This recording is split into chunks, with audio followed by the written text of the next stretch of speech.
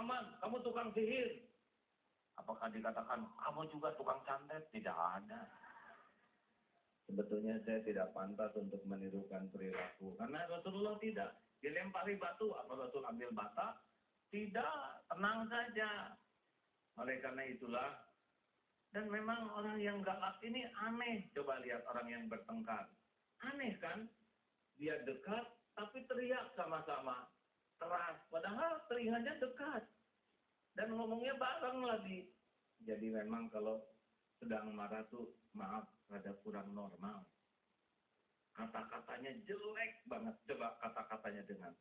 Seperti kata-kata hewan, bahkan tidak jarang nyebut setan. Jadi rendah dan hina. Setinggi apapun jabatan, kalau pemarah langsung anjlok.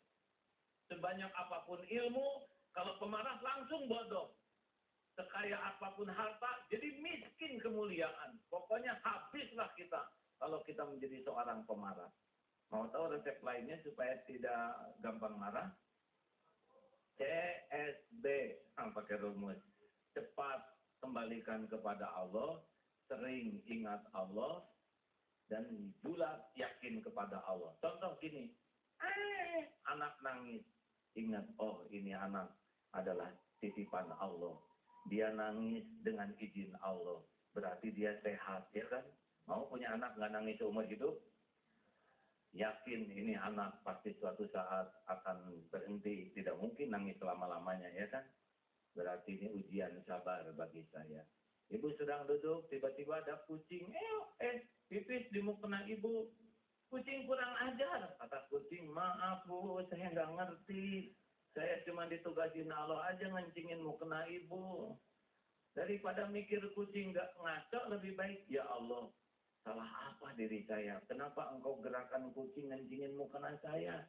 Oh memang ini bukan mukena saya, mukena masjid. Udah lama nggak dipulangin tuh kan.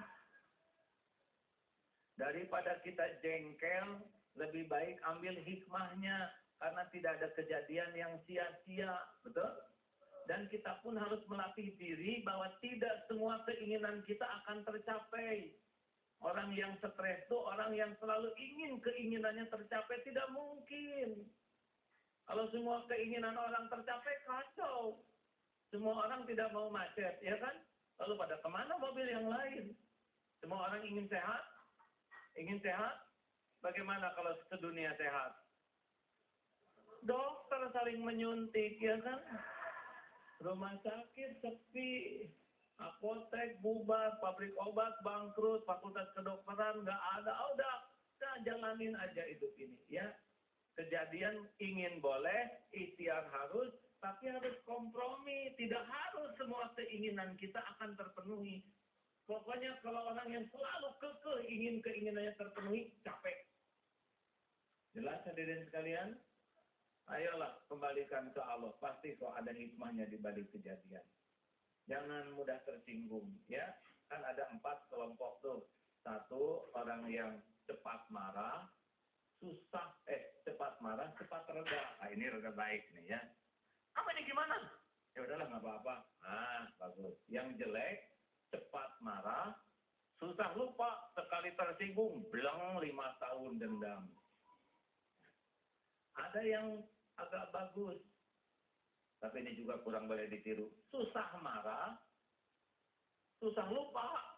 Memang lama tersinggungnya, tapi sekali tersinggung, lama. Yang paling top adalah usahakan susah marahnya, cepat lupanya. Ini yang paling enak.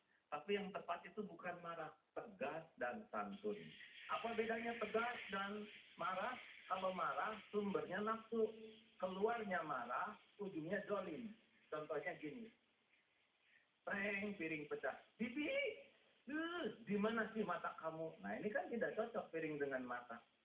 Itu otak jangan ditaruh di dengkul. Ini nggak mungkin, nggak cukup kan? Si Bibi senyum aja lah, ibu nggak lulus biologi nih. Tapi kalau tegas begini, preng, Bi, suara apa? Piring pecah, Bu. Selalu intinya 2. 1 fakta, 2 aturan. Piring yang keberapa, Bi? Piring terakhir, Bu. Jadi sudah 10 losin, iya Bu, pas sekarang 10 losin. Bibi ingat perjanjian kerja waktu di rumah Ibu, ingat Bu bagaimana? Kalau piring pecah 10 losin, saya harus keluar. Bi, inilah hari terakhir Bibi di rumah saya. Maaf ya Bi ya, sesuai perjanjian. Mudah-mudahan Bibi punya tempat kerja yang lain. Ini sekedar pesangon lah ya Bi. Terima kasih selama seminggu Bibi kerja di rumah saya. Banyak sekali kesan mendalam. Jadi diusir secara halus lah ceritanya. Tidak diusir, tegas dan santun. Subhanallah, luar biasa sekali. Memang butuh latihan untuk bisa memunculkan sikap seperti itu. Dan kami yakin pemirsa yang ada di rumah sudah mulai ingin mengajukan pertanyaan-pertanyaan tentang jenis-jenis penyakit hati. Dan kami juga nanti memberikan kesempatan kepada Bapak dan Ibu yang ada di masjid yang kita cintai ini. Kami persilakan yang di rumah untuk menghubungi kami di 0214704322. Tetaplah bersama kami dalam Tablik Akbar.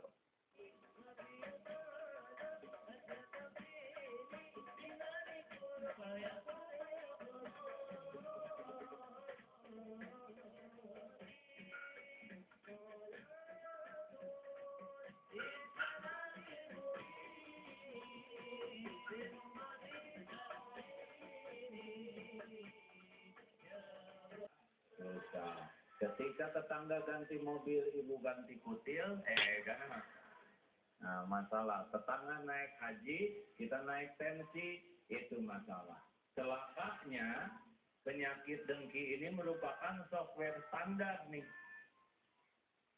Orang dengki itu orang yang paling rugi. Kenapa? Karena dia yang zalim, dia yang sengsara. Kita dengki kepada seseorang, tidak bisa merubah takdir orang yang kita dengki. Apa sebabnya? Sebab semua karunia itu datangnya dari Allah. Sampai mati-matian kita tidak suka kepada orang yang didengki, tetap saja lancar ketentuan Allah, ya kan? Yang dengki ke Nabi Muhammad banyak, tapi tetap saja Nabi Muhammad sukses, ya kan? Itu penting. Bahwa kedengkian kita tidak bisa merubah ketentuan Allah. Kalau Allah mau naikin pangkat, naik saja. Kita yang ngejungkal.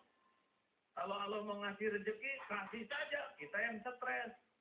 Oleh karena itulah, kita harus sadar bahwa setiap orang itu semua sudah punya takdir masing-masing.